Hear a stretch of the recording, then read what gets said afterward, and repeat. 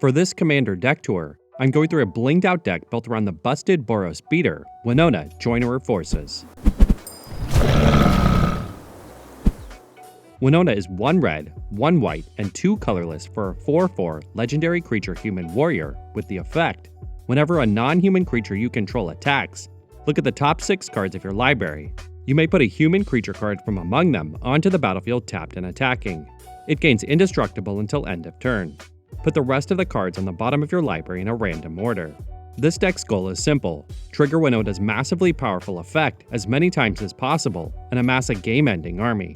In order to have the best possible chance of triggering her random effect, the deck needs to be built in a way that emphasizes creatures while balancing a number of human and non-human creatures. Because of how fragile a creature-based deck can be, there are multiple forms of protection in the form of instants and equipment, mixed with buffs for our creatures and multiple combat steps to close out the game. The play pattern usually goes ramp turns 1 and 2, turn 2 or 3 play or create a non-human creature, and turn 4 play Winota and attack with the non-human to trigger her and hopefully spin into something powerful.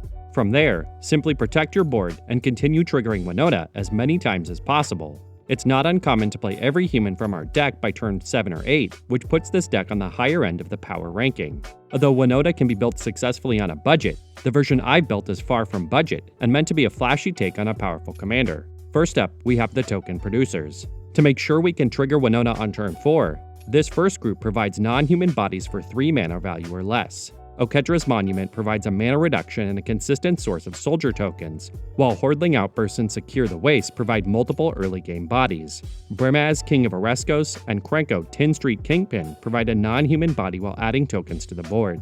This next group are human creatures that are token producers we can hopefully put into play with Winota's effect. Captain of the Watch brings soldier tokens and gives those tokens vigilance and +1/+1. Evangel of Heliod can provide an enormous army of tokens when it enters the battlefield, while Lena, Selfless Champion, can occupy a similar space and add indestructible in a pinch.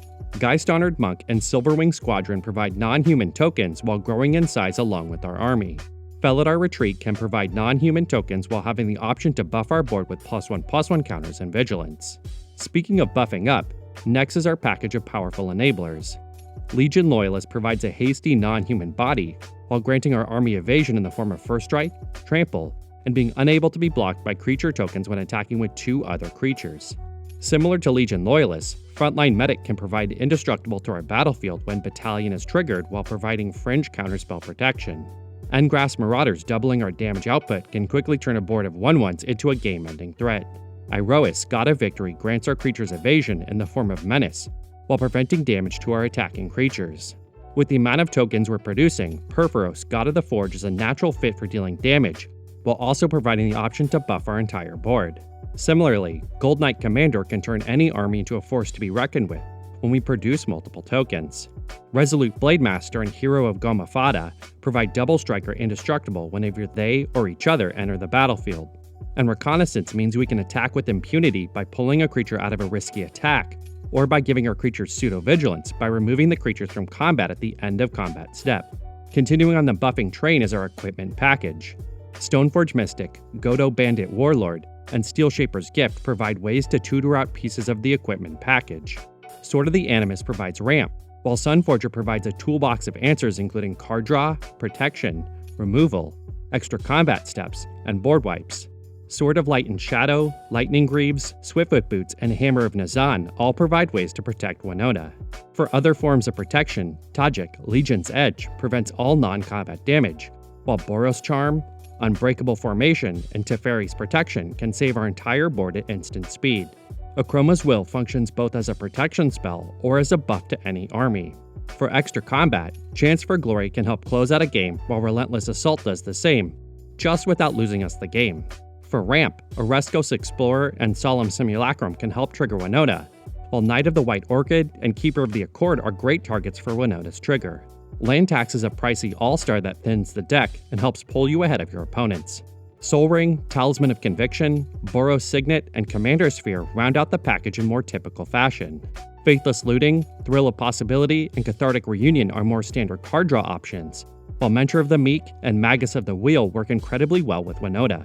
Heartwarming Redemption and Reforge the Soul provide bigger batches of card draw through wheeling. Since Winota's effect does thin the deck, it's not important to have quite so many sources of large card draw. For removal, Council's Judgment and Chaos Warp deal with a multitude of threats, while Palace Jailer and Fiend Hunter work incredibly well with Winota. Path to Exile and Swords to Plowshare provide standard instant speed creature removal, while Return to Dust, Wear Tear, and Crush Contraband take care of artifacts and enchantments. For board wipes, Martial Coup brings token production, Dusk Dawn brings recursion, Settle the Wreckage brings instant speed exile-based removal, and Solar Blaze combos with Tajik. Just in case our board does get wiped, Angel of Glory's Rise can bring back a huge army. For tutors, Imperial Recruiter can grab a number of other creature-based toolbox options. For non-basic lands, Mishra's Factory, Castle Ardenvale, Dwarven Mind, and Care Keep provide non-human bodies to trigger Winota. Castle Embreth and Mistfell Plains bring utility in different ways. For mana fixing, we have Aether Hub, Battlefield Forge, Temple of Triumph, Exotic Orchard, Unclaimed Territory, Evolving Wilds, and Terramorphic Expanse. To round everything out, 12 plains and 7 mountains. And that's it. I hope you enjoyed a look at this blinged out deck built around the busted Boros beater, Winota, Joiner of Forces. I'll see you in the next one.